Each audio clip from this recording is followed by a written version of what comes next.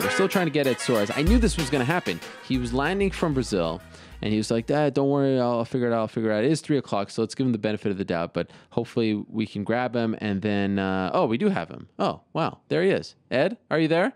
Hey, what's up, Ariel? How are you, bro? I was just getting all fired up. Oh, you were? Yeah, my flight was a little delayed from Washington, and I just got into LA right now. You just landed? I landed about maybe 20 minutes ago. I'm in the car with my wife driving home right now. Well, I appreciate it. I know you haven't seen your wife and your family in a long time, and now here you are on my show. You can't get enough of me. We're not letting you escape. I appreciate you jumping on the call. I want to ask you a lot of things, Ed. First, let's start with what happened on Saturday night. We had a great moment. We were talking about the fight and whatnot. How blown you've seen Anderson, you've seen everything that he's done, but to do what he did on Saturday, back up against the cage, just kind of shooing off the corner, all that good stuff. Like, how blown away were you by his performance? I was blown away, but I'll be honest with you, nothing seems to amaze me anymore with him. You know what I mean? Nothing seems to amaze me. I mean,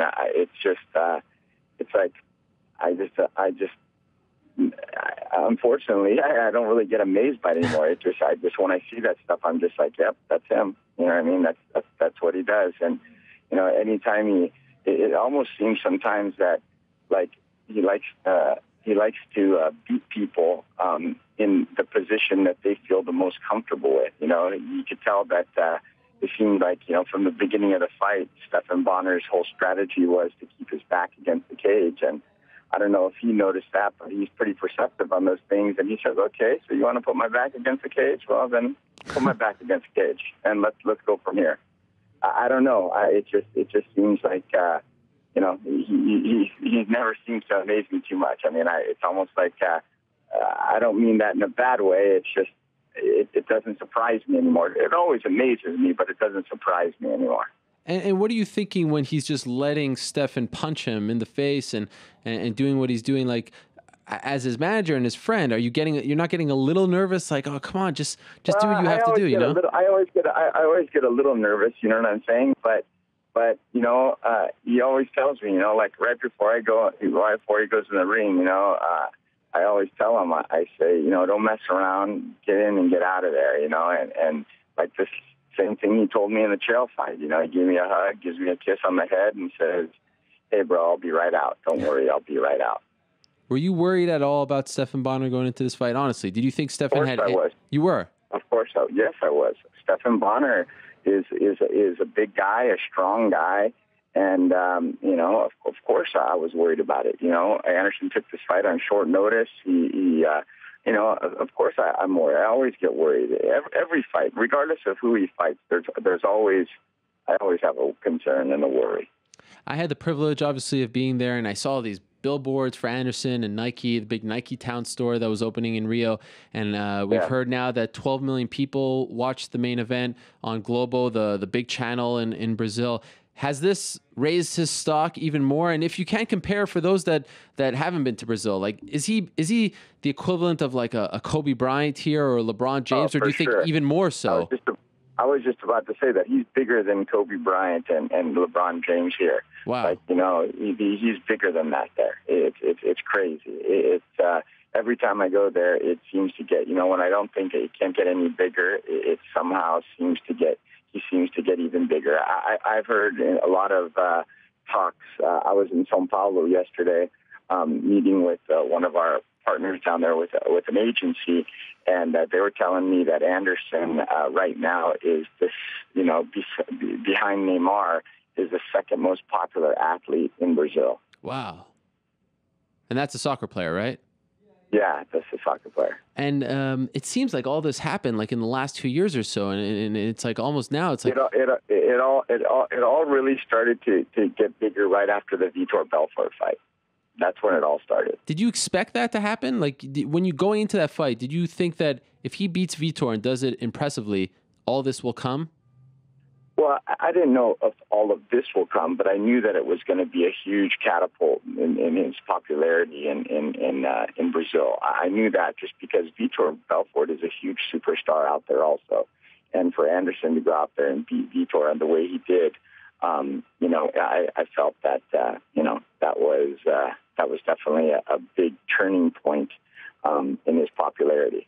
And as far as Anderson, the person, obviously in the media, I mean, now he's trying to speak English. We appreciate that. He's accessible as the guy who's been next to him every step of the way in the UFC and then some. Has he changed? Do you feel like this has gone to him, or is he relatively the same guy? You know what? I think he's gone through some transitions, and I think that I think he's coming around full circle now. I think he's pretty much back to the guy that we all come to know. But I think when this popularity started hitting him, it's really easy to sit back and judge and say, oh, I wouldn't act like that, or I wouldn't be like that. But, until you're in that position, it's a very hard thing to say that you would do. But, he went from a guy who was, a top, fighter in the world, been a pound-for-pound fighter to, just about everywhere he goes, everybody's like, hey, champ, you're the greatest, you're the best, you're this, can I get you this, can I get you that?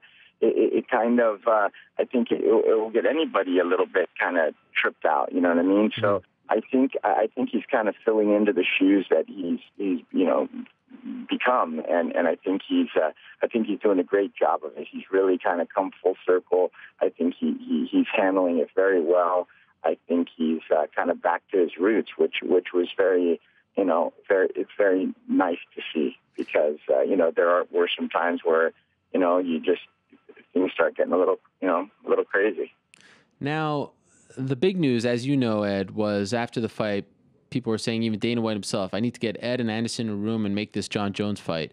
But now we've heard the news yesterday that Jon is going to fight Chael Sonnen and be a coach on The Ultimate Fighter. Does that, in April, does that essentially, are you guys, free and clear of this fight? Does that essentially take that fight off the table? Any possibility of that fight happening? Man, you know what? We just take one fight at a time. Right now, man, we're just, the next thing in our horizon right now is to see what happens with the George St. Pierre-Carlos Condit fight. Mm-hmm.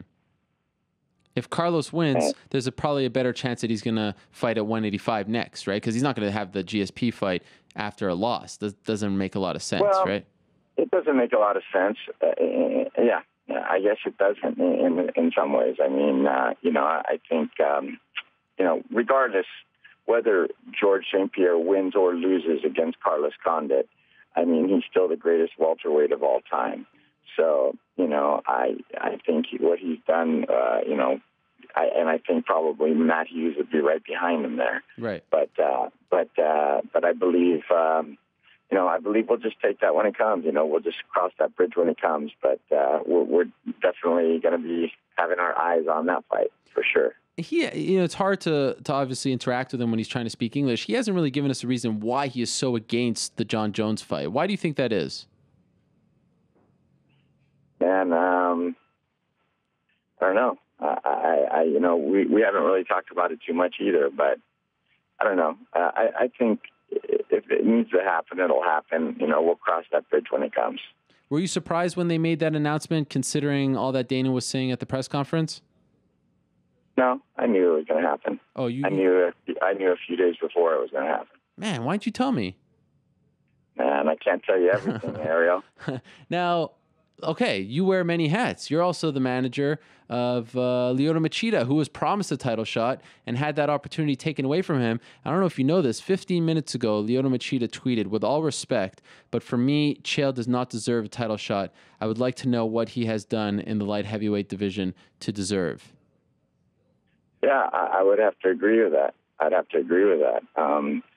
But I don't necessarily think it's so much a title shot. I think what they're giving him, I don't know, but I could see Dana's justification on that will probably be that he was willing to step up and fight Jon Jones on 8 days' notice, so that earned him the title shot. As far as Lyoto with the title shot, yeah, I mean, he did earn the title shot because of the claims that Dana made the week before the August 4th Fox event. But, before that week, he wasn't really in line for a title shot. So that kind of all came up. And right now, I really hope that they make that Dan Henderson-Lyoto Machida fight happen, because I think that seems like that's even a greater possibility right now. So, No, it's all right. Lyoto will take, whatever comes. But I have to agree with Lyoto's tweet. Chael hasn't really done anything to earn a title shot against John Jones. But maybe they think it's going to be great television. I don't really know, man. That's a question for Dana, not a question for me. Right. Also, one last thing about your fighters, and then we'll transition to some business stuff about you, some exciting stuff. Rafael Feijão had a tough week last week in California. What is going on there? It seems like a very strange situation. What's going on is just, once again, it goes to show you what a joke the California State Athletic Commission is. It's just a bunch of idiots over there, man. I can't believe that they'd sit there and admit that they were wrong the way that they did. Oh, yeah, we did this wrong. We did that. There was a line of custody, a chain of custody that was wrong, but we'll fix it next time. But for now, he still has a full-year suspension. It's completely ridiculous.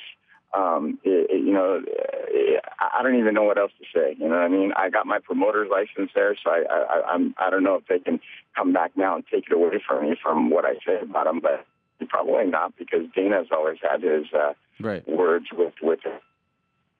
Big joke, to be honest with you. I think that complete. Uh-oh. Just at the good part. Ed, are you still there? Oh, hey. It cut out for a second. Okay. Can you hear me? Yeah, I can hear you now. No, so where did you lose me? When you were reiterating that it's a complete joke about the whole Dana thing. It's a joke. I mean, I was saying I hope they can't take away my promoter's license, but I guess Dana's had his share of words with the athletic commissions. But what I believe is, I think that they're unethical, they're unorganized, and it just doesn't make any sense the way that they operate. Is there anything you can do at this point? You know what?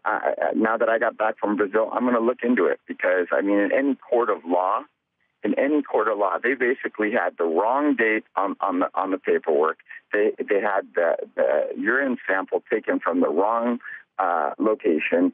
He basically, Che Guevara said that he threw away the urine sample on the 18th, which he didn't. It was another guy. So it's like, the guy lied under oath. The guy, where does it begin? I mean, if we were in the court of law, that case would have been thrown out. How could you have in the chain of custody? How could you have the wrong date, the wrong place where you took the sample, and still consider it fine? That's ridiculous.